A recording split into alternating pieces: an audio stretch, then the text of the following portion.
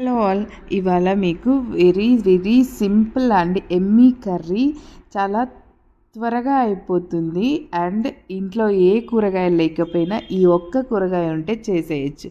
అదేంటంటే tomato curry. ఎలా చేసుకోవాలో చూసేద్దాం. ఒక ప్యాన్లో ఆయిల్ తీసుకోవాలి. ఆయిల్ తీసుకొని ఆయిల్ హీట్ ఎక్కిన తర్వాత 1/2 స్పూన్ మెంతులు, 1 స్పూన్ ఆవాలు అండ్ అలాగే 2 స్పూన్స్ జీలకర్ర వేసుకొని బాగా వేయించుకోవాలి. ఫస్ట్ అయితే ఈ సీజన్లో టమాటోలు కూడా రేటు చాలా తక్కువ కదా, సో టమాటోలతో ఒకరోజు ఇలా కర్రీ చేసేస్తే చపాతీలోకి అన్నంలోకి కూడా చాలా బాగుంటుంది. తర్వాత ఆనియన్స్, పచ్చిమిర్చి, కరివేపాకు వేసుకొని ఇవి కూడా బాగా వేయించుకోవాలి. అలా బాగా వేగి టమాటోలు కొంచెం కలర్ మారంగానే మనం తరిగి ఉంచుకున్న టమాటో పీసెస్ వేసేసుకోవాలి.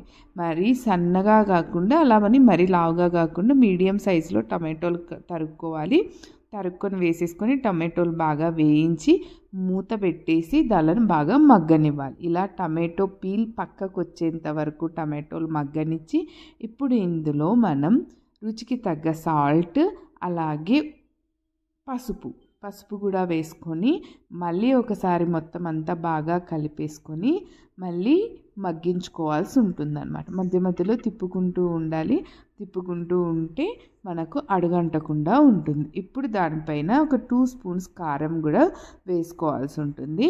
2 స్పూన్లు కారం వేసుకొని మళ్ళీ బాగా అంతా కలియబెట్టుకొని మూత మూసి ఇలా ఆయిల్ సపరేట్ అయ్యేంత వరకు మగ్గించుకోవాలి.